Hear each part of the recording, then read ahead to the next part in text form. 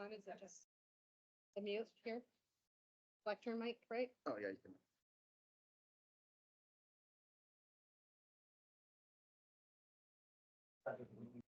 Oh, good evening.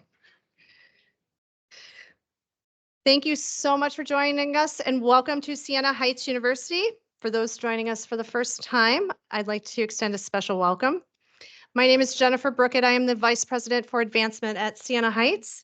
And unfortunately, our president, Dr. Douglas Palmer, was not able to make it. He has come down with a little bug and is under the weather this evening. So in his absence, I'm doing the welcome tonight.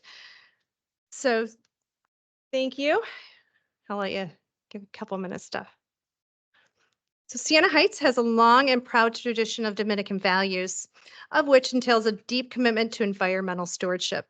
That's why we're so thrilled to host the Issa Speaker Series, a platform to engage with some of the brightest minds when it comes to sustainability. As part of Siena Heights' commitment to a liberal arts education, we always look forward to the opportunity to partake in lifelong learning, open discussion about relevant topics, and exposure to new ideas. Today, we're fortunate to have Dr. M. Jahi Johnson-Chappell. Dr. Johnson-Chappell is the director of the Center of Regional Food Systems and a professor in the Department of Community Sustainability at Michigan State University. Go Green. Over the past 22 years, he has researched and advocated at international, national, and local levels for participatory, socially just, and ecologically sustainable agri-food systems that center the voices of farmers, center the voices of farmers, laborers, and the communities they serve. He brings a wealth of insightful knowledge and experience to the table, and I have no doubt he will challenge and inspire us all. Before we get started, I wanted to thank the Sustainable College Committee here at Siena Heights University. The commitment to the cause allows us to bring these important conversations to our campus and the wider community. So without further ado, let's give a warm Siena Heights welcome to Dr. Johnson-Chappell and to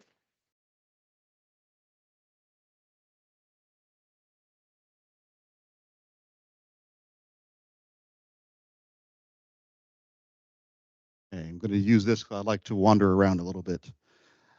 Good evening. Thank you all for coming. So I'm going to talk a bit about agroecology and how it's got what we want, but it might be hard to handle. I'm actually not the biggest Hall Notes fan, but I love connecting random things together. And this is a picture of, among other people, Miguel Thierry, one of the fathers of modern agroecology, and Eric Holt Jimenez, another key contributor, singing a little, I think it was an agroecology salsa. So, you know, the saying, if your revolution doesn't have dancing, I don't want a part of it. Agroecology's got dancing. So don't worry, I will explain what agroecology is, but one of the things that's interesting to me as someone who calls themselves an agroecologist is in the past 22 years, it's really gone from being something that no one had ever heard of outside of some circles to maybe not quite being everywhere, but popping up in some places that are pretty mainstream, you know, HuffPost, blogs, The Guardian, you know, a major newspaper in the UK. There's various societies, including the Latin American Scientific Society for Agroecology. And actually, I worked at one of the only and certainly the largest centers for agroecology, the Center for Agroecology, Water, and Resilience at Coventry University in the UK. And so it's really been interesting and exciting to see this growing. And you can see it in other more specialized places as well in terms of academic research, the number of publications, the number of citations in using the word agroecology has dramatically increased over the past 15 years. The mentions of the word in books. Then you have the Food and Agriculture Organization of the United Nations, so a major international player in how food and agriculture is supported and plays out. I had a whole series of agroecology symposiums around the world over the past 10 years. And now it's an agroecology knowledge hub that's regularly sending out updates and connections to people to continue learning about agroecology, the examples around the world. Oh, and that popped under. You also have symposiums and gatherings held by social movement groups. So there's a declaration on agroecology in 2015 by the Nyalini process, so food sovereignty advocates representing 12 different sectors. You have nonprofits like SIDC and others releasing reports and definitions of agroecology. So it's still, relatively niche, but it's really exploded beyond the niche it was in 20 years ago. And so I say agroecology's got what we want. What do we want? Well, one possible way to measure it is polling in terms of what people want. So this is from Oklahoma State University, some research they did years back on what U.S. consumers are most concerned about in terms of food and agriculture. And this is a little bit foggy. I apologize, but you've got having affordable food for me and my family. That's very sensible. That's the predominant one. That's less than a quarter of responses. You have then quite a few responses around the type and quality of food, how it addresses obesity, diabetes, and heart disease, producing enough for a growing world population, finding ways to prevent adverse environmental impacts, government policies, profitability of U.S. farmers, involvement of large corporations, import and export matters, and equitable distribution. And so these are a lot of different values. And the exciting thing is that agroecology speaks to pretty much all of these. It's concerned with the penetration of corporations and capital. It's concerned hugely with environmental impacts, but it's also concerned with feeding everyone, with addressing non-communicable diseases, with farmer incomes. Agroecology's got it all in a way. So that's why I say agroecology, it can make our dreams come true. It's not necessarily going to be easy, though. There's some challenges that might be hard to handle. So you might be asking yourself right now, okay, where exactly is he going with this? So just a quick preview of what's going to come up over the next 40 to 45 minutes. So I'll talk more about what agroecology actually is and where it came from. What's the evidence that it's got what we want, that it can address those different values? And if it's so hard to handle, how we actually get there. So drawing on a working paper I've actually been sitting on for about 10 years, a lighthearted history of agroecology. One of the ways that we can draw back where agroecology came from and what it means is thinking about the word agroecology, agroecology. Ecology is a science. Agroecology is sometimes called a science, practice, and movement. Looking at the science part, ecology, a relatively young field, uh, we usually say that the term was coined in 1866 by Ernst Haeckel, meaning the study of the household in Greek, and the household is the environment, our larger household around us. So organisms and their environments. Agroecology, we had the agro part, was first recognized to have been used as a word by the Russian agronomist Basil Benson in 1928. And so agroecology could and it does sometimes mean the study of interactions of organisms and their environment in the context of agriculture. So pretty straightforward. You also could think of it in terms of the study of agriculture's impacts on non-human ecological systems, well, and human ecological systems for that matter. So that's one source of the evolution and definition of ecology. Then there's also practice, so research, practice, and movement. So agroecology draws a lot from the history and contemporary work in agronomy and horticulture, which of course have been practiced for millennia, but in the past couple centuries have been formalized in the areas of agronomy. So the scientific application of principles to practices in agriculture, and horticulture, the cultivation of gardens. How do we properly raise different kinds of crops and fruits and vegetables?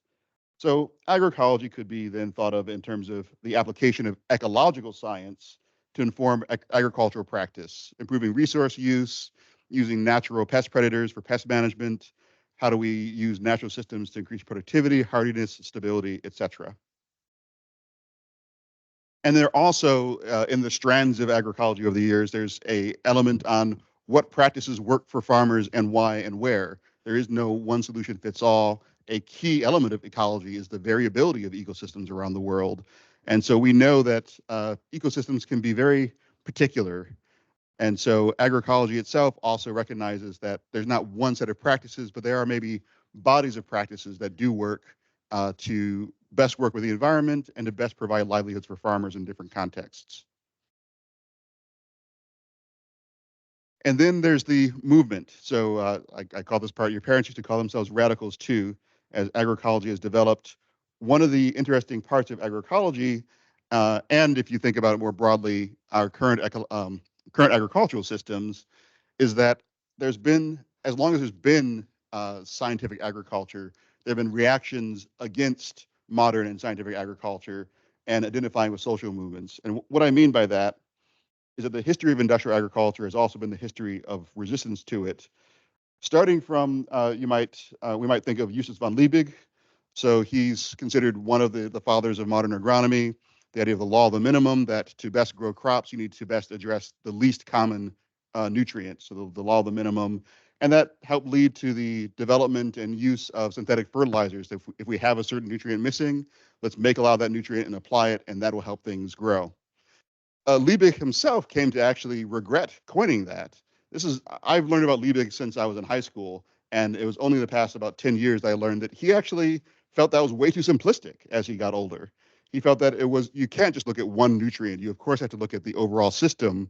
But what's more, he also felt that these systems that were increasing the use of synthetic fertilizer were forms of robbery from rich countries from poor ones. So there actually were literal wars fought over guano, bat dung, which was a really key fertilizer source for a long time.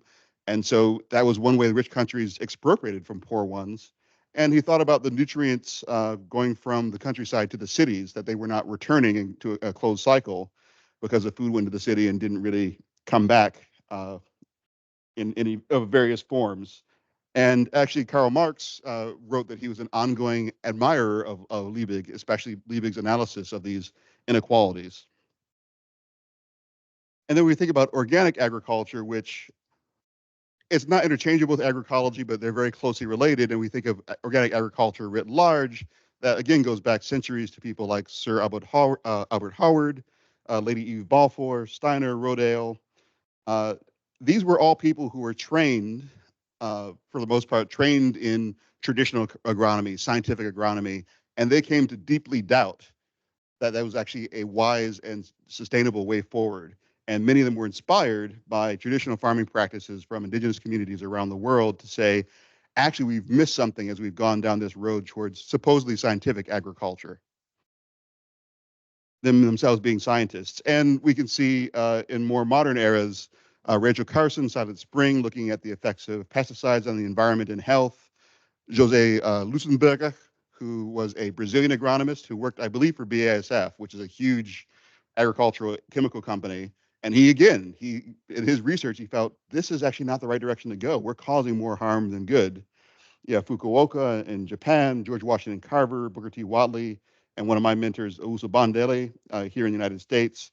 All these people are scientists trained in traditional science methods who said, using my learning, using my powers of critical thinking, I think there's a problem with the direction we're going. And so agroecology, often called science, movement, and practice. I'm adding a fourth one here just in terms of where it came from, and that is agroecology as traditional agriculture, history, tradition, or what we might call lived science. So agroecology, a key part of it is in honoring, recognizing, and celebrating traditional practices. But this doesn't mean saying everything that came before is good. Some things are good, some things are bad, like everything else. Agroecology is about examining and emphasizing that too often we've discarded traditional practices without research, without looking into what parts were good, what parts were bad. And agroecology emphasizes them because those that have lasted for hundreds or thousands of years, there's got to be something that's working there. People who have the means to change don't keep doing something that's wrong for thousands of years. And so the idea, similar to evolution, that which survives must have something going for it in terms of fitness. That's a key element of agroecology, looking at how these practices have been locally adapted, how they work with culture and landscape, how they incorporate diversity and avoid dependence on external inputs that, for the most part, they didn't have, certainly not in the same form when these were being developed. It is not an uncritical call to go back to the old ways. Some people say, well, this is just romanticism, that old things are better, or that indigenous people have all the wisdom. But some people do that, of course, but it's largely a straw man. It's like saying that, well, everything that's new is good. That's also wrong. It's about looking at what is the best of the things that came before, what has survived, what are the wisdoms that we have, and not discard them simply because we have something new, but not embrace them simply because they're old. It's about looking at it, talking to the people who use it, and understanding it. So in sum, agroecology seeks to learn from the best of traditional practices and to support, implement, and expand them where they're helpful. And the other thing that's interesting about so-called traditional practices, uh, one of the reasons that the terms developed world and underdeveloped world or developing world went out of fashion, not completely gone, but one of the reasons is all humans, societies that exist today have gone through the exact amount of development. We've all been around the exact amount of time. Everyone here and everyone everywhere is descended from the same number of generations. Traditional practices also evolve and change. They're not stuck in time. And so we use it to refer to a lot of these practices that have been used for a long time, but that doesn't mean that they've stopped in time. The people who are using them are still learning, are still changing and adjusting and growing. So what then is agroecology? In summary, it descends from the science of ecology, the practice-based sciences of agronomy and horticulture, scientific and popular counter movement, by which I mean people turning against the tide of so-called modern agriculture, both scientists and people on the ground, social movements, different communities, and tradition, culture, and lived science, that people who are practicing something on the ground. Um, there's a paper that I've been meaning to write for a lot of years and have never gotten around to, but called Peasant Farmers Are Natural Scientists Naturally. Because the thing about being an academic scientist like myself, I can publish something and I can be wrong forever. It might be that no one ever corrects me in the literature. No one ever tells me I have it wrong. If you're a farmer and you do something that is not working, you're going to know. And so that's not to say that anyone holds all the wisdom, scientists or farmers, but there's a certain way that lived science has actually a kind of rigor sometimes that academic science doesn't. And of course, the best thing is when we're able to complement the two together. At least, of course, to me. That's obvious to me. So agroecology, often defined as a science, practice, and movement. And I would still agree with that, especially if you expand science to include lived science. So why agroecology? And one of the things I think is really important about it, if we look at agronomy, horticulture, a lot of these other fields, agroecology, I would say, is unique in, no pun intended, unorganically, containing all four of these elements as just a natural part of its development. And I like to say, and Steve Gleasman, actually another prominent agroecologist, likes to say, if you're not trying to engage all four, you're not really doing agroecology. And there also have, as agroecology has grown, there have been industry groups and even some scientists who support agroecology say, well, the political part, the movement part, well, now you're kind of getting into something I'm not comfortable with. Now you're kind of diluting the science. You're losing some of our objectivity. And part of the point to me is that most of us agree that we need some kind of changes. You can't change without moving. Movements are the way society moves in large part. And so it is not unscientific any more than the Green Revolution, which did not just depend on scientific testing to make these. This is the scientific breakthroughs behind so-called improved seeds that led to a lot of our modern breakthroughs in food. The Green Revolution was not just a scientific endeavor. It was funded immensely by governments, particularly the US government and the Rockefeller Foundation. And it was funded before it was rolled out. They had seen it in Mexico and a couple other field stations that we had these results and decided to roll it out worldwide. That is not a scientific choice. That is a political choice. And so all the choices we're making are tied up, and it's about where we want to move and how we want to move together. It's not about how do we take politics or movement out. Any change in the world requires politics and movement. So why then do we need to change then? Let's take a step back and what is it that we want? And I'm going to assume for the sake of argument that all of us here would agree that we want everyone to have food security. We want everyone to have access at all times, physical, social, and economic access to sufficient, safe, and nutritious, nourishing food which meets people's needs. I'm going to go a little bit farther and just for the sake of argument say that we also all agree that we want in our world diversity, we want regeneration, we want resilience, equity, justice, sustainability, particularly, for example, with regards to reversing and adapting to climate change, conserving biodiversity, living in an environment that does not cause disease for ourselves or other organisms in the world, and other values like that. So then looking at food security, the reason that we need a change is that hunger persists, and it persists unnecessarily. So right now, the estimate is around 735 million to up to 2.5 billion people in the world lack food security.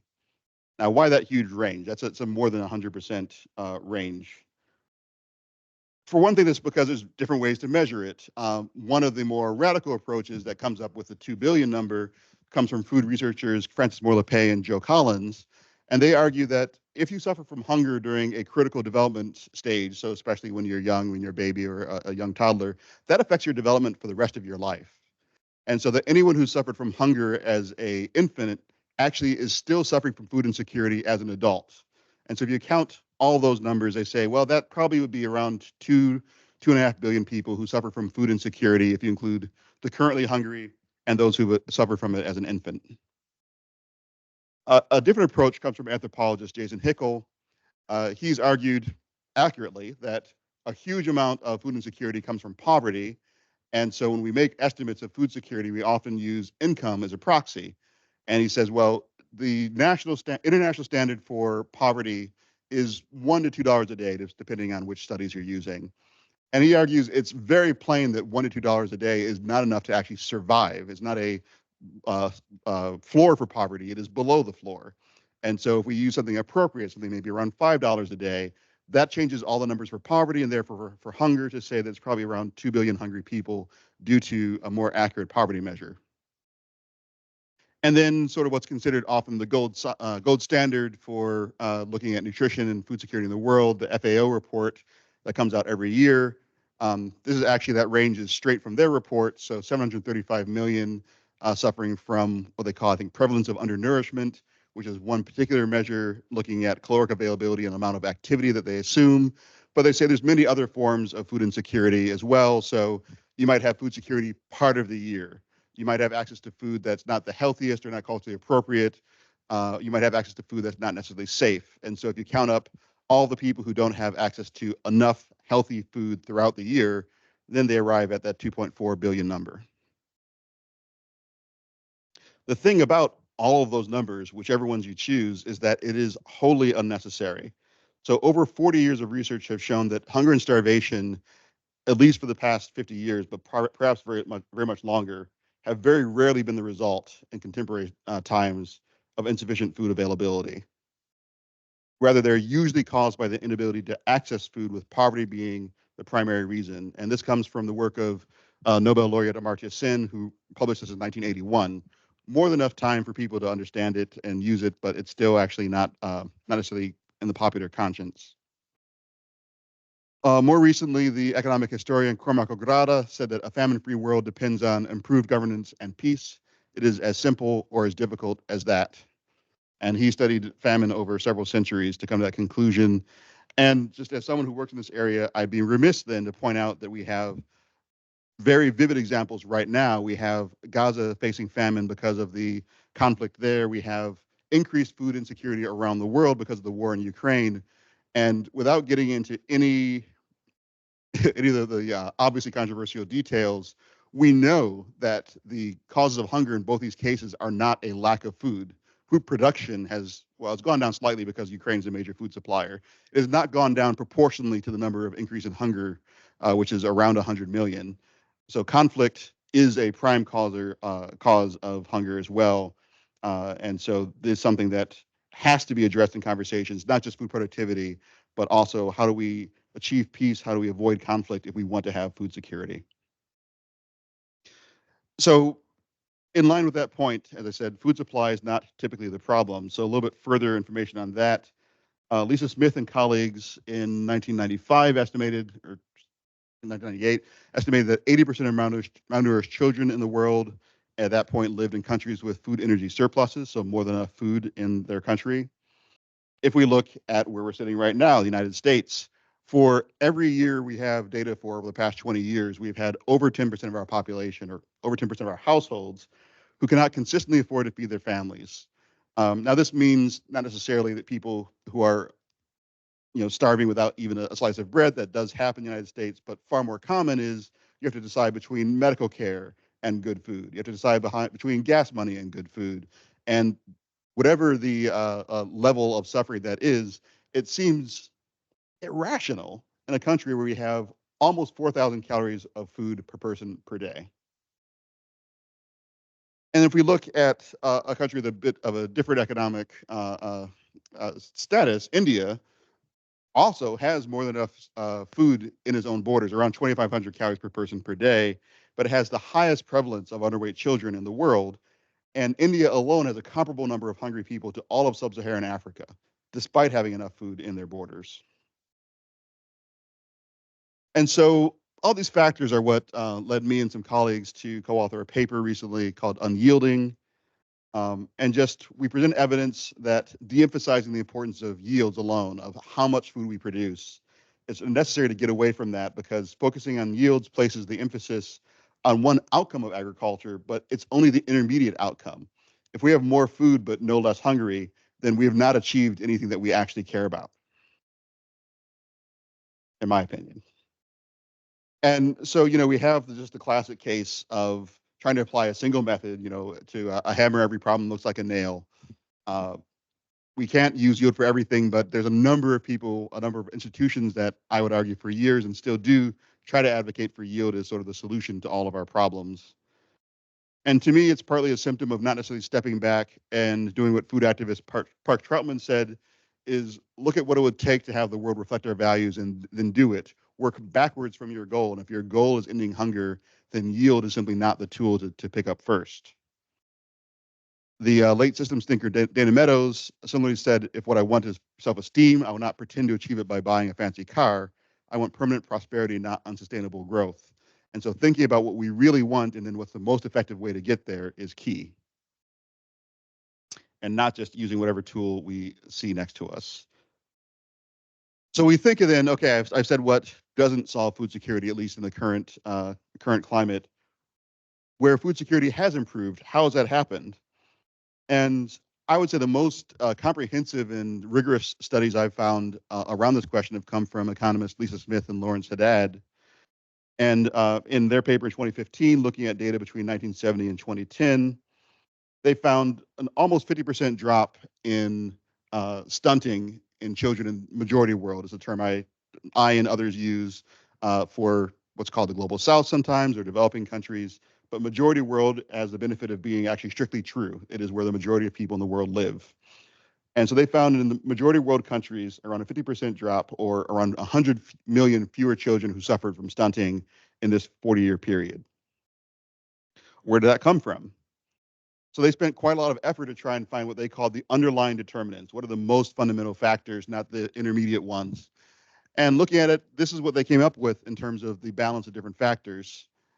And you'll see that dietary energy supply, so productivity essentially, is there. It is a factor. I don't want you to come away thinking that productivity doesn't matter. It doesn't matter how much food you produce ever. It matters, but let's say maybe it matters arguably 20% of the whole.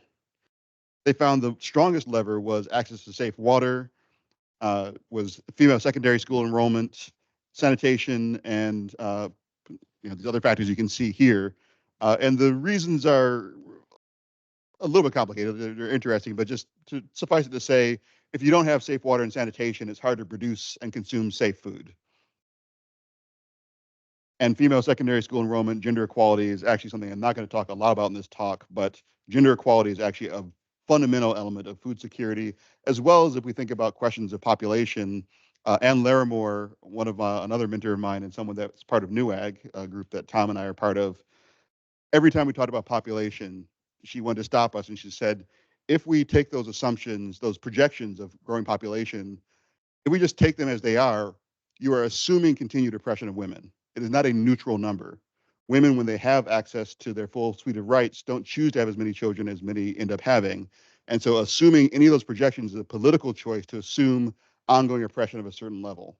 And so that's another key element, besides the fact that also we see women have access to more equality in education and economy. They tend to grow more food. They tend to share more food. You tend to have actually improved food security throughout your society. In terms of not just what happened in the past, but looking at going forward, Smith and Haddad then wanted to measure, well, what are the strongest factors that we think going forward, because it might be different than the past.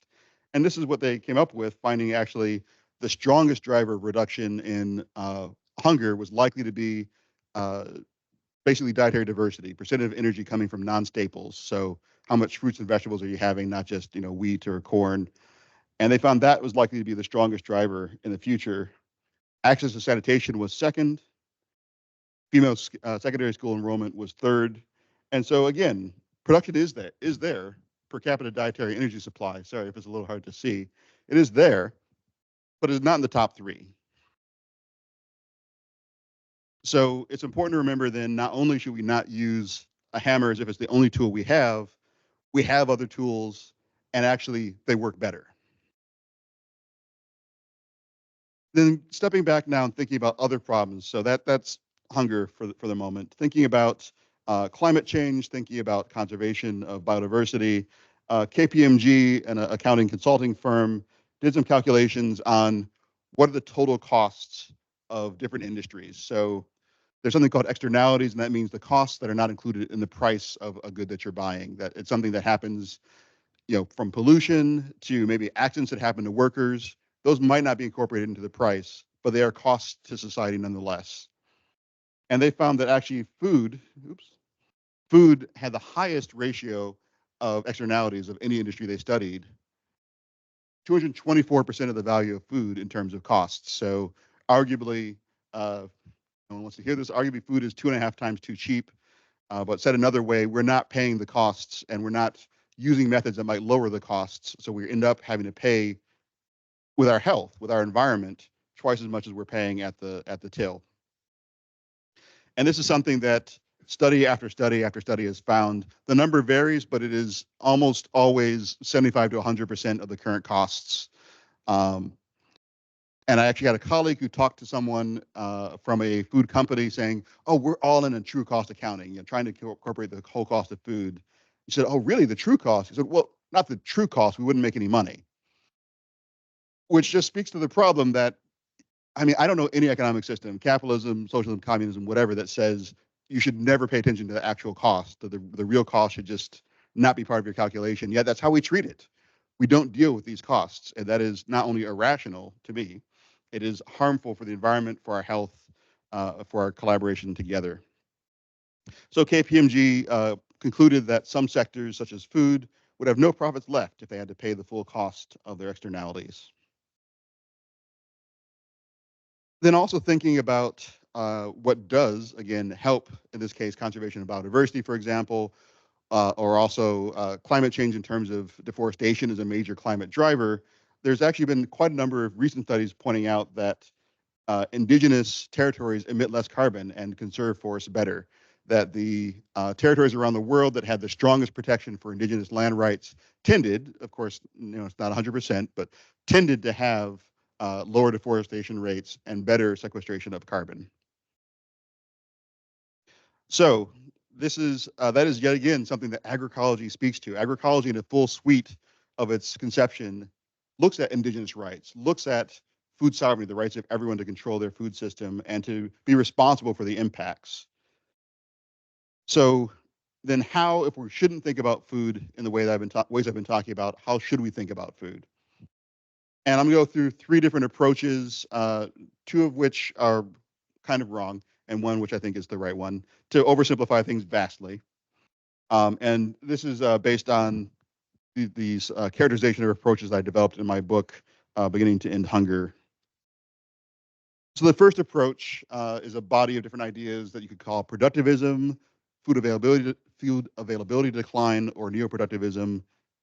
I'm an academic. I use those terms. We don't need to worry about why I use those particular words, but the point behind them is that they share a common worldview focused on how many people and how much food.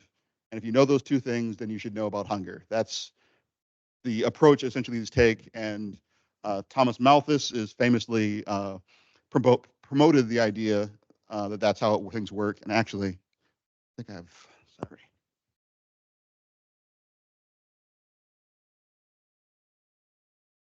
Sorry. I thought I had a book with me. Glenn Davis Stone, an anthropologist, recently wrote a fantastic book on exactly the history of this area of thought and Malthus specifically. And Anyway, long story short, pointed out that Malthus, even though he's drawn on by scientists across several fields, economics, evolution, ecology, uh, kind of would just, I don't want to say making things up, but he sat in his area of England and people told him countervailing information from other countries about it's not just about how many people, man.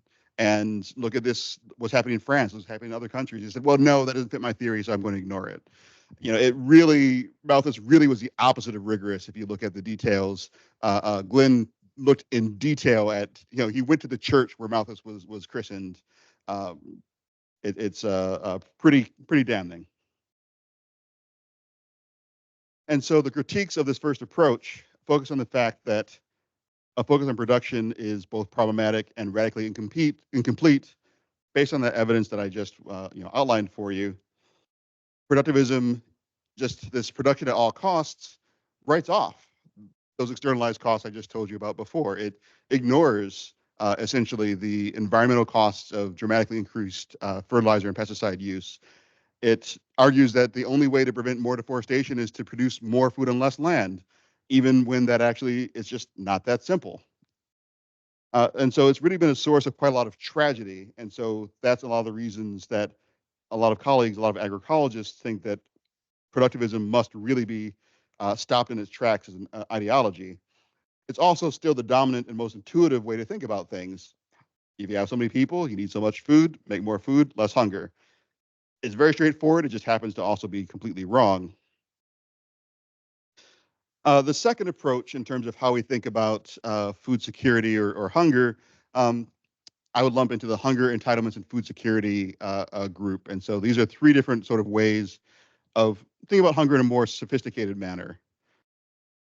So one, in terms of hunger, of course, hunger can be a way of thinking about it that just reiterates what I just said.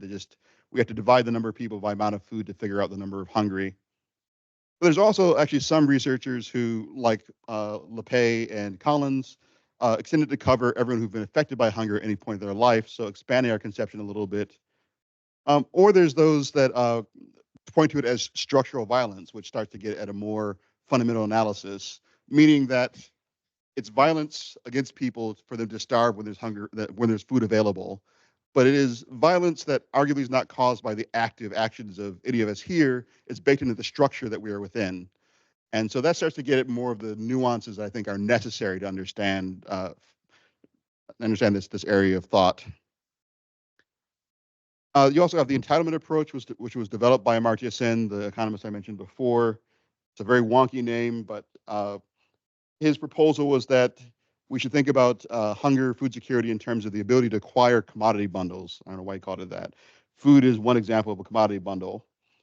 So it's the idea that you are entitled, any individual is entitled to food through different channels, that if you produce it yourself, if you work in exchange for money to buy food, if you trade it, if you have transfers from your family members or the government, these are different ways that you can get access to food. So now it's more nuanced. It's not just about how much is there. It's about thinking about how does society actually work. So this is an important addition because it really, I won't say introduced, but solidified the idea that social conditions are fundamental to hunger, not just the amount of food production. And then we have the most modern discourse often is around food security. So this is what a lot of national and international sources use to think about these issues of hunger. As I said before, the definition, all people at all times having access to enough appropriate food for their needs. The four pillars underneath it that are often talked about by experts in this area are availability. So that productivity, again, I'm not saying it's irrelevant. You have to have it. It's just that we usually have it in contemporary circumstances. You also have to have access, which is where most of the problems actually come in contemporary settings. So you have to have the resources, the economic and physical resources to acquire food, infrastructure to drive where it is or to walk where it is, and money or other entitlements to actually get it when it's available. Utilization, so this actually goes back to the sanitation and safe water, that you have to actually be able to benefit from adequate diet. If you have unsafe water, you actually often can't absorb nutrients properly. So you have to be able to utilize food appropriately for you to be food secure. And then stability, that you have to have consistent and resilient access to food. Recently added are two additional recommended pillars. They have not been adopted by the FAO, but they've been recommended by some of their expert agencies: agency and sustainability. Agency essentially meaning socio-political power. We will come back to agency a little bit later. And sustainability, I hope, is self-explanatory at this point. Okay, we're almost at the end of this section. The third approach, the ones that I think are right. Food justice and food sovereignty. And the reason that I think that these have the key conceptual advantage here is they take power, justice, and food distribution as key questions from the start of the analysis. So food justice, broadly speaking, is a movement that demands agri-food systems provide dignified and equitable access to safe, sufficient, and healthy food for all, recognizing that a prime reason that people don't have those things is a legacy of structural discrimination along race, gender, and class lines. And so it identifies the food system as not being different than any other system in society, that if there is discrimination along any lines, it's going to extend throughout society, including food systems. And so we must specifically address it in food systems because it's unavoidable. Similar to environmental justice, where we see that certain races, certain migrant classes, certain kinds of people end up closer to toxic sites, closer to sites with lead or radiation. And it is not a coincidence that it tends to be people of certain economic classes or certain races. And so food justice, like environmental justice, says we have to fight that and address that head on. There's a critique of food justice that's interesting, and I think worth also remembering that sometimes the counter for food justice or the goal is, okay, well, we just have to own our own businesses. We should have Black-owned businesses. We should have Latinx-owned businesses. That's what we need to do to get equality. And so the critique of that is that we know there are structural problems, structural violence, structural racism. And so simply getting ownership into an unequal system will not do enough to change the system is one criticism. And it's not to say that all food justice people take the same approach, but that's one criticism of the way sometimes it's manifested. Food sovereignty, which I consider a sibling to food justice, I would identify as a social movement that urges reconsideration of the basic political economic relations governing food and agriculture. Essentially, it demands democratic control over building sustainable food systems. And what I mean by democratic control, there's the term vote with your fork. And there's any number of problems with that to me, but one of them is that some of us own literally millions more forks than others. And in a real democracy, you don't get a million more votes than someone else. You all have the same vote. And so we can't just depend on the economy to solve this because that is not true democracy. It can contribute to it when properly used, but it is not democracy. Food sovereignty says we have to address this head on and have everyone have a voice in the food system. And so communities have the right to decide what they eat, what they grow, and how they grow it. And I like to sometimes summarize it as rights plus responsibilities. You have the right to decide what your food system looks like, and you have the responsibility to deal with the effects of that on the environment and other people. So based on this, my colleague Mindy Schneider and I proposed a new three-legged stool for food system sustainability, uh, building on the idea of the three-legged stool from sustainable development or sustainability, sometimes talking about people, planet, and profit, or environmental, social, and economic sustainability. We argue that these are not the appropriate tools to use to try and think about sustainability. Uh, for one thing, that there's a lot of problems of definition and measurement. I've been doing this 22 years, so long for some of us, short for others, maybe in the audience. But I have yet to see anyone, including a dedicated seminar group around it, that has a really great, catchy, simple, accessible definition of social sustainability. It seems like a good idea, but it's really hard to figure out what it means or to measure in general. There's ways to do it, but I haven't really seen anyone say it's intuitive. The other issue with the three-legged stool item is, even though it's meant to say that they all go together, in principle, they're usually treated independently. And dividing them up like that doesn't necessarily lead us to productive answers. And not to mention that it seems like, maybe by coincidence, maybe not, the economic leg ends up being the primary focus to the detriment of others. That if you have economic sustainability, we say, well, we'll get to the social and environmental somehow once we get the economic. Let's just get the economic right now. So we argue that this is not a productive framework to labor under, and that it's a conservative model that doesn't question the logic of growth and capitalist logic, which is return on investment, not return to the community, as the ultimate goals. So agroecology and sustainability start from, in my opinion, a different point. So one of the things about sustainability, if we look at the classic definitions, they often include justice, and justice includes procedural and distributive. That means distributive is who gets access to what. That's often included in justice, but there's also procedural, who gets to decide what. And you have to have both of those to be sustainable. That means fundamentally addressing who gets access to resources, who gets access to education, land, equity, infrastructure, credit. All of these things play into whether or not you actually can have sustainability or agroecology. And so these put together define food justice, procedural and distributive justice in the realm of food. It also requires active and equitable participation of all actors, including small farmers, the food insecure, and society in general. So food sovereignty, so the procedural element of justice. And so we argue agroecology with food sovereignty and food justice is uniquely positioned to support the realization of the things that we said we need. We want food security. We want sustainability. I don't think social, economic, and environmental sustainability really get us there analytically. But I think these three categories, agroecology, food justice, and food sovereignty in the area of food, can be a really helpful rubric. And so the battle is on for defining the future of our food systems. I would argue that agroecology is necessary but insufficient for sustainability. We need those other two legs. Um, and a follow-up that Minnie and I have not gotten around to writing, but we would actually like to redefine the three-legged stool of sustainability broadly beyond food systems as democracy, justice, and ecology. Um, and some people say, well, you can't have sustainability if you don't have economic sustainability, if you don't have profit. And to me, that would fall under justice. If you do the work, you should get paid adequately for it. So it's not saying there's no profit. It's not saying there's no earning. It's just saying it has to be within a framework of justice. Now, the exciting thing about these points about food sovereignty and food justice is that there's lots of examples. There's a lot of exciting things happening around the world. There's new ways of doing democracy, what some people call new democratic technologies, participatory budgeting, citizens' juries.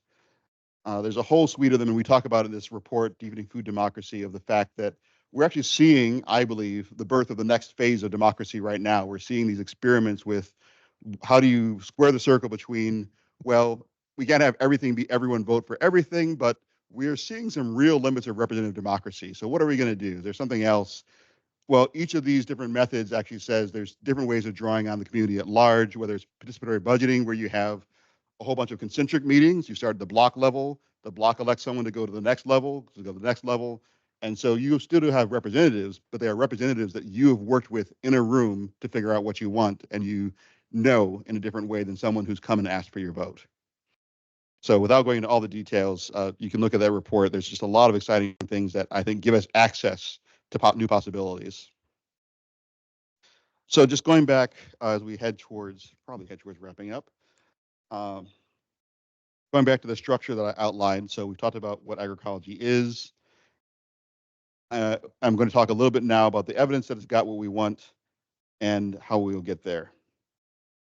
So just going back to the evidence that it has what we want, as I said, this is, I would say, the best understanding we have of how food security is improved. And agroecology, properly constituted, looks at each of these, especially when you put it together, food justice and food sovereignty. It is deeply involved in the idea of rights, of access to full human flourishing and dignity, not just productivity. Agroecology is deeply concerned with working with and among and alongside indigenous communities to support their stewardship of, I want to say natural areas, but part of the point of a lot of indigenous stewardship is that we are part of nature. We are not separate from it. And so agroecology embraces that idea as well. And it embraces the idea of change, of movement. There are movements around the world identifying themselves as agroecology and food sovereignty movements. And so since we can't get to a new system without moving, agroecology is a really key element of getting there. It has what we want and what we need. So as I wrap up for this evening, I'm going to refer to just some specific examples of some of what I'm talking about from the research I've done in Brazil, most of which took place between 2004 and 2013, published in my book, Beginning to End Hunger. So I studied the city of Belo Horizonte, Brazil, a city of around 2.5 million people in southeastern Brazil. And they decided in 1993 that they were going to declare food a right of citizenship for the city. And the right to food was a pretty new and revolutionary idea for 1993. They implemented a whole suite of programs based on what now we might call food sovereignty. You have to buy or get to go to the library for my book to get the details. But in terms of their results, they saw a 60% drop in infant hospitalization due to malnutrition, around 70 to 60% drops in infant under 5 mortality, and a citywide hospitalization due to diabetes dropped by a third in the first 25 years of the program. This is also at this URL. You can get their booklet that updates you in terms of 2020, what they've been doing, but millions of tons of food have been distributed through school meal programs, what they call popular restaurants, which are fixed price restaurants. You pay the equivalent of about $3 and you get a full fresh cooked meal that's culturally appropriate, designed by local chefs. They have food systems for homeless shelters, for elderly homes. They call this is I shouldn't be using my time for this, but in Brazil, I love that they call elderly, it's the third age, terceira idade. And tons of food purchased from family farms, cooking classes, quite a lot of different elements. So you can see more about, besides looking at my book, this free report online about their programs. The point for our gathering here is that the reason that Belo Horizonte and indeed Brazil, which had a zero hunger program, which was implemented between 2004 and 2012 before being taken out by Lula's successors, President Lula's successors, and has been put back in again. You saw a lot of improvements in food security in Belo Horizonte and in Brazil from these programs. The reason they got there was from decades of organizing.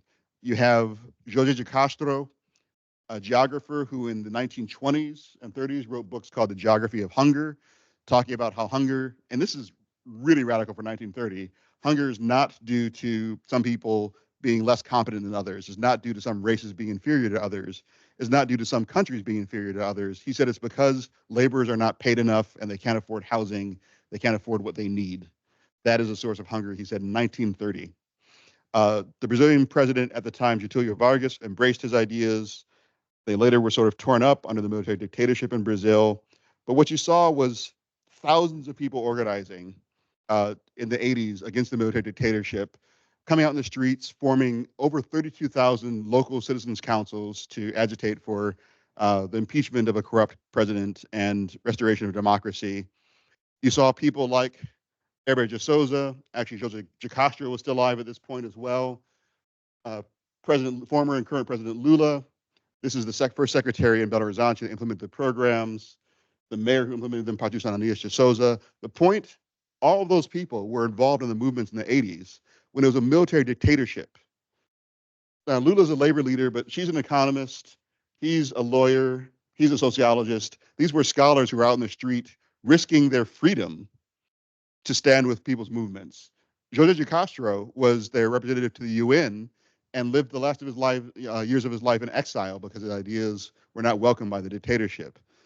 So the point of this is that scholars, scientists, people like myself were there alongside. They were not just writing nice papers. They were not just going on news shows. They were putting themselves at risk for their common co-citizens. And that is the level of commitment that I think needs to be considered by everyone if we really want to see this change.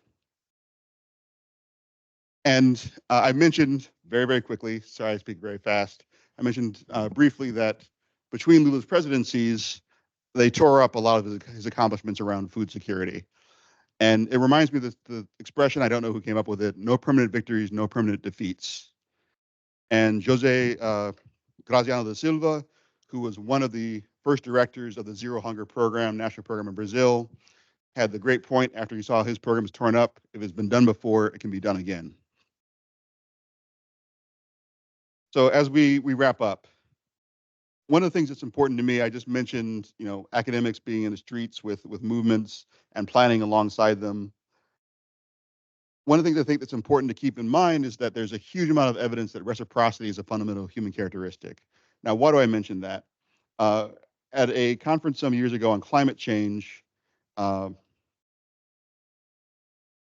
We were at University of Michigan, and a lot of the researchers there were saying, we're really disappointed. We're hoping that we're going to get a big turnout from the community. We advertised this. This was the anniversary of the Vietnam sit-ins. This is about citizen action. Why aren't other citizens and residents here with us?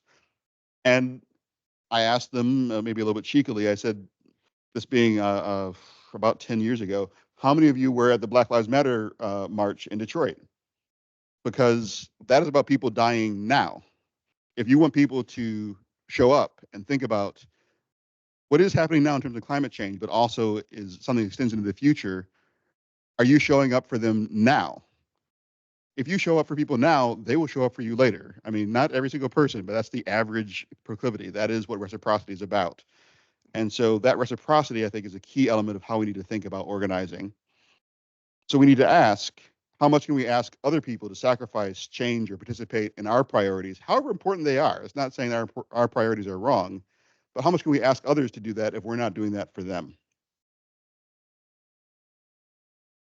And so some of the things that Belo Horizonte and I would say a number of other movement organizers had to teach us is the importance of building a shared and ongoing analysis. So those movements in Brazil, those 32,000 citizens groups, those are about people coming together again and again to plan and propose things like the food security programs. Those ideas came from gatherings of citizens and academics that happened while they're organizing against the dictatorship.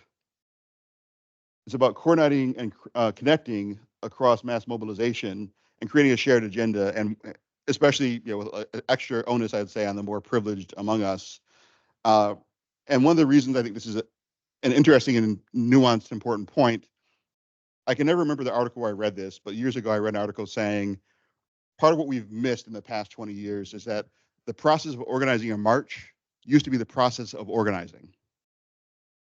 To get people to show up for a protest march, you had to go to church basements, you had to go to community centers, you had to go meet people, talk to them, form relationships, because that's how you knew they're going to show up, because they felt connected to you. Now, I have nothing against internet organizing, but we can't do that without the other organizing, and that part's often missing. We are not going to each other's church basements, to our community senators. If we don't have that part, protest is just a tactic. It is not a strategy. And so we need to have the overall strategy and work together with people to develop those. Also, working together once is much less effective than working together repeatedly. So being part of something, this is just actually pretty basic human behavior research. It's called prisoner's dilemma. And basically the idea is that if you have the opportunity to betray someone to save your own skin, you probably will, is what that says. Even if you accept that, like we could contest it, but if you accept that, what happens changes fundamentally under what's called the repeated prisoner's dilemma. If you know you're going to see that person again, then you're not so likely to betray them, because you're going to see them again, and they could do the same to you. And so even in the simplest sort of toy model of human behavior, being someplace where you're going to continue to contact and build with someone changes the incentives pretty dramatically for human behavior. And then it's really important to have effective solidarity with the most marginalized, which to me begins with listening and being present. I remember I think it was the same conference I just mentioned, some students at U of M were saying, okay, well, Malik Yakini from the Detroit Black Food Sovereignty Network said, if you want to help, come out and help us weed. But when do I get to give information into how we can make bigger change? And it was kind of weird to me, because you're saying not just when do I get to be listened to, but when do people do what I say? Because you can be listened to, you can go and pull weeds and tell them how they should change their whole system. But what you want is people to actually do what you say. Well, to do that, you need to show up and listen and serve first. Don't go to a new community and say, I'm tired of digging weeds. I'm going to tell you how to plot your whole social change strategy. So solidarity begins with listening with a group, or if it's a group you're already part of, that's a different thing. But if we're trying to help, we need to help with people, not at people. And while we're doing all this, I think an important part, and part of the excitement of new democratic technologies, is there's ways to empower them, to actually give them power to decide, like happened in Brazil with participatory budgeting. That actually is something that is in law in a number of places, where citizens decide what's being spent. And just one last thing. So I talked about Brazil, but I've worked recently with organizing Black organic farmers in the South with my previous organization, SAFON. And we drew a lot on Black civil rights leaders like Ella Baker, like Fannie Lou Hamer, Monica White, a great scholar at University of Wisconsin, wrote a book, Freedom Farmers. And she talks about how food and farming actually was fundamental to many civil rights leaders' understanding of how to achieve equality and liberation. So there's a lot of interesting lessons to learn from our own movements as well. So, in short, what are we supposed to do then? Uh, a number of years ago, Ron Finley went somewhat viral. He is called the guerrilla gardener. He was creating gardens in places he wasn't supposed to across LA, and went viral for saying, in the conclusion, plant some shit. I know we're at a Catholic university, pardon me. So I would modify that maybe with join some shit. We need to connect, and there's tons of things around us. One of my pet peeves when people say they want to start an organization, there's nothing wrong with starting organizations, but look around you. What's already happening? Who's fighting hunger? Who's working to improve education? Who's working to improve parks? Join something so you can connect with other citizens, other residents, and learn what they're doing and who they are and how to work together better. And if you're already doing that, or that's just too easy for you, you're really advanced, then one of the models of social change that I like to use, and I used in my book, just talks about drawing different people together. That change is most likely to happen when you have these three groups of actors work together. When you have social movements, politicians, and researchers work together. All that to say, if you feel like joining some shit is way too simple for you, then also connect some shit. Thank you.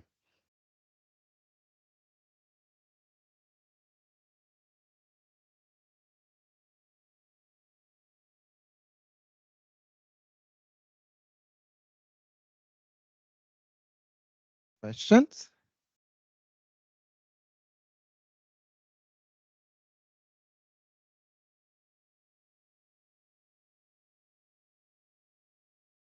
So I'm seriously into the health of the soil, the whole soil food web, the shit loop in the microbial world.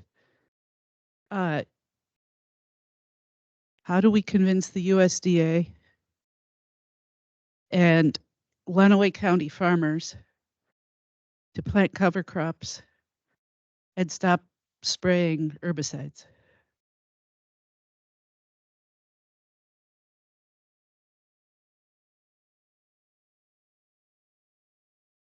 Um, so I took out a couple of slides because I think I already went over time. But I mean, my first and easiest answer is going to be organizing, working together with people, and I know that there are groups around the country that are doing that. Um, the two far more radical ideas that I think we need to consider, which goes much larger than what you're talking about, just this county. But if we're talking about soil and improving these challenges at a larger scale, one of the things is that thing I mentioned about prices. That one of the slides I took out, if you look at the 10 or so commodity crops that the USDA tracks, for I believe 8 out of the 10 commodity crops listed, the average cost or the average price was below the cost of production for most of the last 25 years. And again, I just don't know any economic system at all that says what you should do is always pay below the cost of production. Like, economics is supposed to work out that the price of production and the cost of production and the price match. They do not in food. A really interesting and somewhat controversial finding in the past 5 years has been higher food prices seem to have lowered poverty. Now, this is something that was taken from a couple panel studies, World Bank researchers, like very reputable researchers, looking at around 20 to 25 countries in the majority of the world. And what they found was in the long term, which for economists apparently is anything over about 12 months, in the long term, higher food prices decreased poverty. They found that, of course, in the sort of 6 to 12 month time period, higher food prices, people can't afford food, you had an increase in hunger. Beyond that, in these countries, so this is not everywhere, but beyond that, in these countries, and this is looking mostly at the 2008, 2009 food crisis where prices increased dramatically. After about 12 months, they found that the farmers in those cases, not in all cases of higher food prices, were getting a significant portion of the higher food prices. The farmers getting the significant portion also meant the farmers paid their laborers more. That also meant that actually labor in cities had to be paid more because now farm labor is more attractive. And so they found, and there's just another study confirming these early findings that just came out, that these higher food prices these higher food prices led to decreased poverty in those countries. Now, United States, we have less than 2% of our population are farmers. So my friend Eric Jimenez, the former director of Food First, pointed out almost certainly that same thing wouldn't happen in the United States. But we do have a huge amount of people in food and farming sector broadly, if we look at laborers and food service, retailers, all that. So there's a very good chance that higher prices would actually benefit not everyone, but a lot of us. So my mantra tends to be fair prices, fair wages. We need both at the same time. And what I believe we need to do in the United States, which is a big lift, but have a compact with farmers that says, if you are doing your best to farm in a way that helps the community, we will make sure that you make money. You will make enough money to stay a farm. That needs to be our compact. And there's a variety of ways we could do that. But I think if we start with, we want you to keep farming, we want you to farm to the best of your ability in terms of not just yield, but overall benefits. And we will make sure if you're doing that, that you will have enough to stay farming. That's how I think we need to start the conversation. Not easy, but I think that's the important start.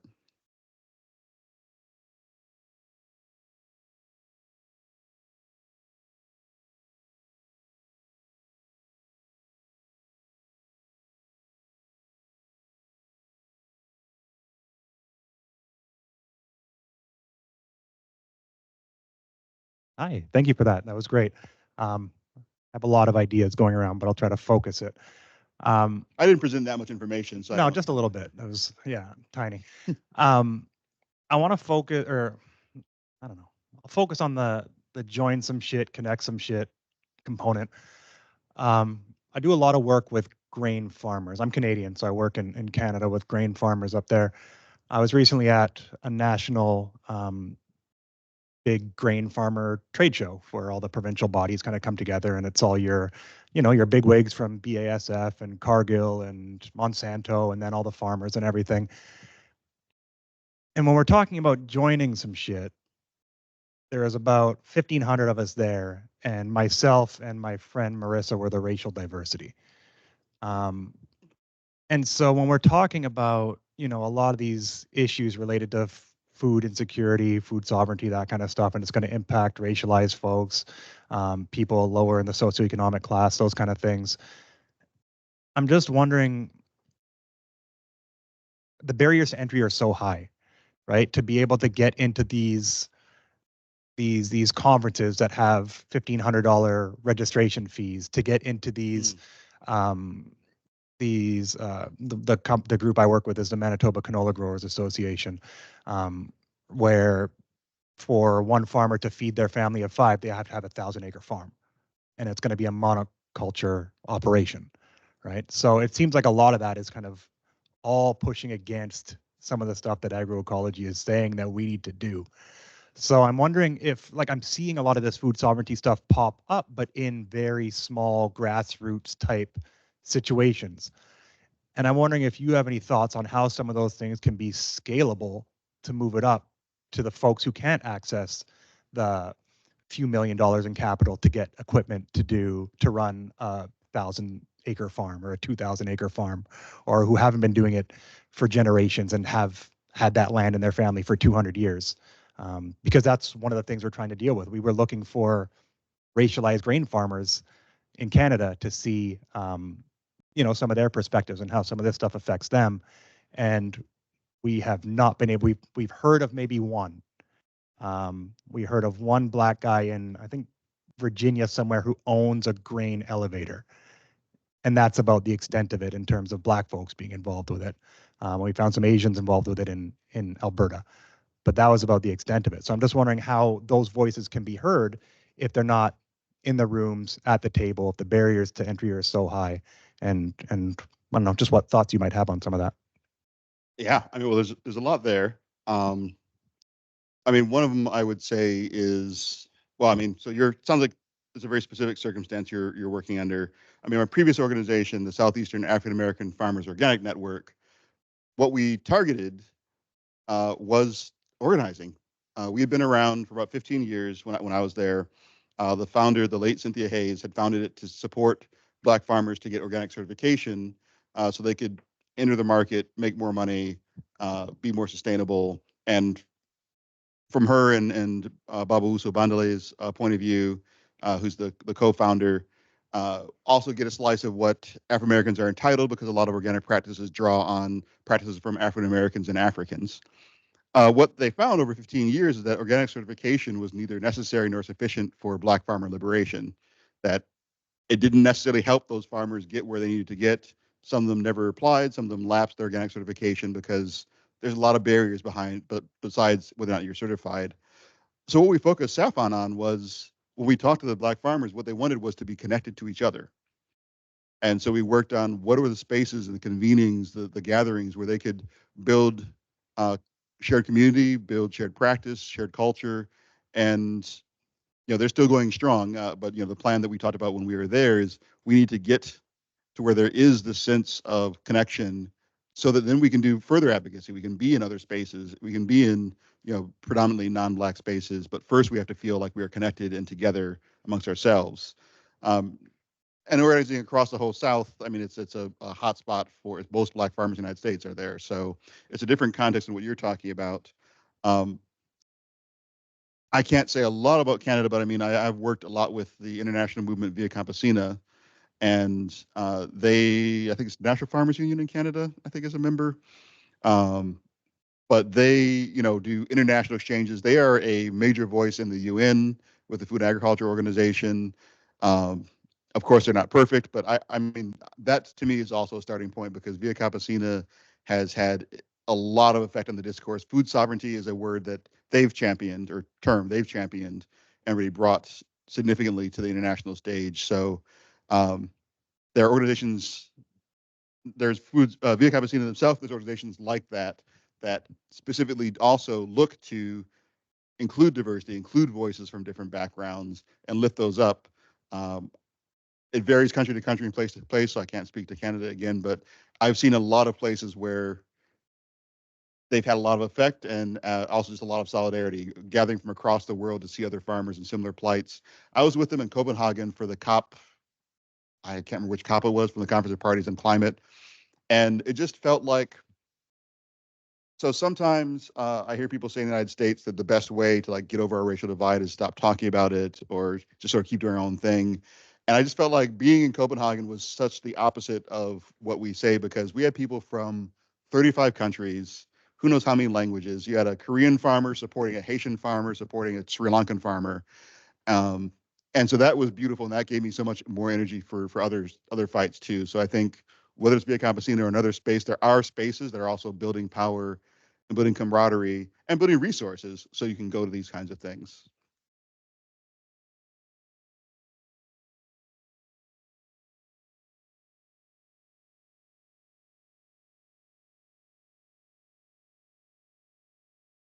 Thank you.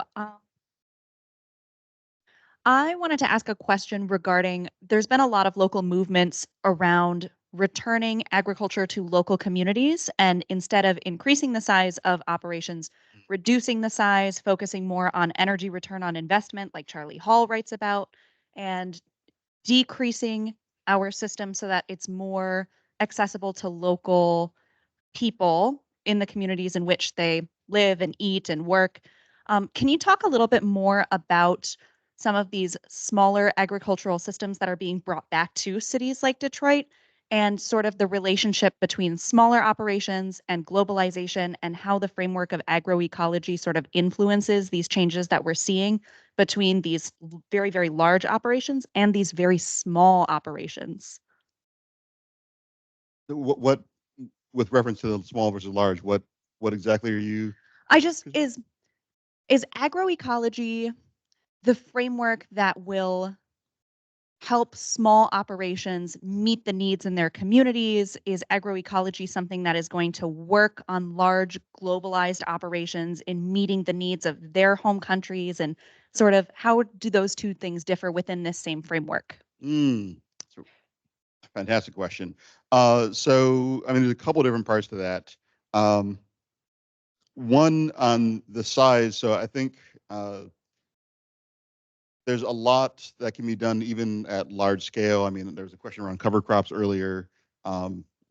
Challenges, of course, but there's a lot of agroecology practices that can be applied at a variety of scales. There's also, to me, what I would call the empirical question of what the right size is. And even though for some reason I've never heard very many economists talk about it, everything I've ever seen has a correct size. I mean, or a range of correct sizes. Larger cannot always be better. If a cell gets too large, it dies. There's only so large you can get. And so I would never ask the question in agriculture, what's the correct size? And so I would say agroecology also has something to say about that, and that there's a variety of answers. It depends on the ecosystem and the commodity, but there's a point where large is too large. And agroecology would say it shouldn't be that large. And in fact, there's people who need and want land that should be redistributed. And economist named Michael Lipton talks about land reform as being the biggest open secret in economics. Land reform being redistributing land to people who don't have it. And he argues that you see it increase economic efficiency, profits, all these different things, conventional measures of thriving and more humanistic measures of thriving. And he says economists ignore it because it doesn't fit with a lot of their rhetoric, but it is there empirically again and again, even in traditional economics. So I would say as well that there's an appropriate size. Some should be broken up, and breaking them up actually would improve almost everything we care about. But there is also a range of sizes. So we did a study on family farms. In the United States, we define family farms only by whether or not a family owns it, which I mean has a certain logic. But most countries define it by if a family owns it and size. And there was a really great couple pieces saying, well, it depends on the ecosystem. So a small farm in one ecosystem would be unviable in another one. So yes, some farms should be maybe hundreds of acres or hectares, but maybe not thousands or tens of thousands. So I think agroecology, one way it brings together different operators is to ask the question of what is right for you and your community. And if you're interested in that, then agroecology speaks to you. If you're just saying, I just want to be large or I just want to make profit, I think agroecology still has something to say to you in terms of you deserve prices that are good enough that you don't have to have a 10,000 acre farm. Not everyone who has it is where they want to hear that. And I think in many cases, good reasons. But that's, I think, somewhere where the conversation comes together. The other place, you mentioned Detroit. When I was at Saffon, we noticed, for one thing, a lot of young Black farmers come from urban farming. It actually kind of annoyed the people who are rural Black farmers. But yeah, I think one of the biggest complaints that U.S. farmers, at least I hear often, is that people don't get us.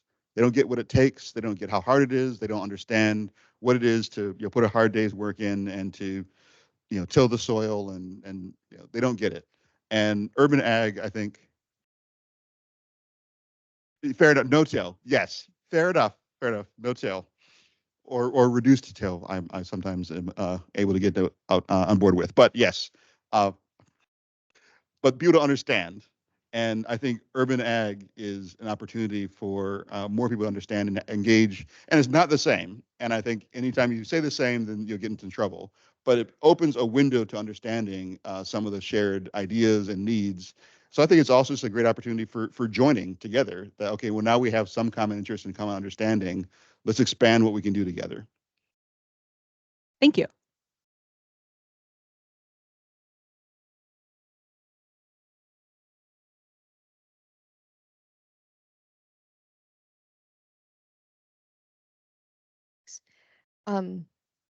Food grade, like D grade food, C grade food, and where it goes. When I was growing up in the 80s, it seemed that C and D grade food always made it to Detroit, and they had very limited food options.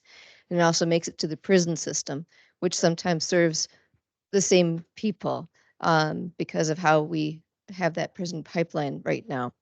And then we also have prison wardens benefiting from giving the lowest grade food, because the lower they keep their food budget, the more they pocket, because in the end they get to keep that money. So as long as we're having this discussion, there is profit in food, and there are people who are losers and there are people who are winners in this whole system, and there is an injustice that's here. I go back to the 60s with the Black Panthers. They had a system that worked. So I want to know, it worked. It really helped that community. And it didn't just help Black people, it helped the whole entire community. It helped Asians, it helped whites. They were growing their own food. They had the first school lunch programs. They had all of this stuff that was going on. Why did it fail? First thing I think that's really interesting to mention, you say the Black Panthers affected their whole community. Beyond that, the landless rural workers movement in Brazil won what's called the Food Sovereignty Prize about, I don't know, 12 years ago. A former Black Panther was there too. They gave their award to him. They said, "We learned from the Black Panthers in the landless rural worker movement in Brazil. We want to give this prize to you because we are able to do what we do because of what you did." I mean, the short answer for why they failed, at least in their stated aims, I mean, I think the effect they had on culture around the world is a success. But it was, I mean, the rampant undermining and persecution of them. There was a concerted opposition. And I mean, so again, that's where coming together and solidarity across lines is really important. And I mean, there was some then, but there wasn't enough. And so I think supporting each other in each other's fights, even when it's not your fight, is crucial, because that also is what means that those people will be there for your fight, and we're all in it together. We're not necessarily in different fights, but insofar as we are, I think showing up for each other is vital.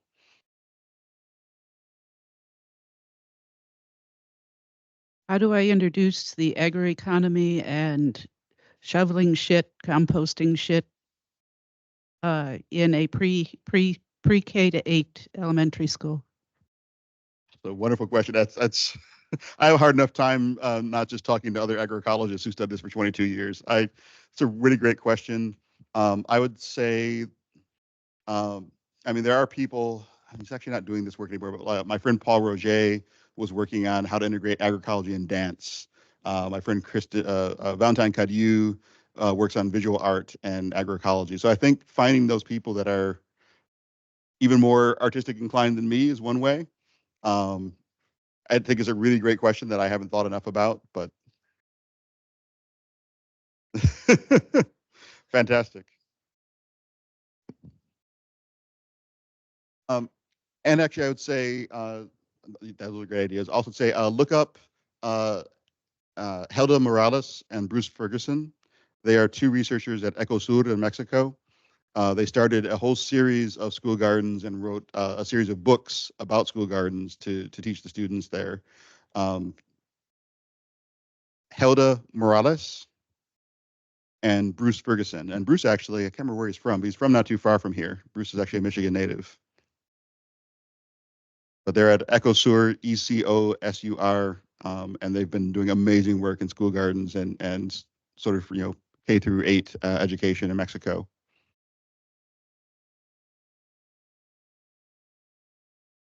Thank you, Jahi.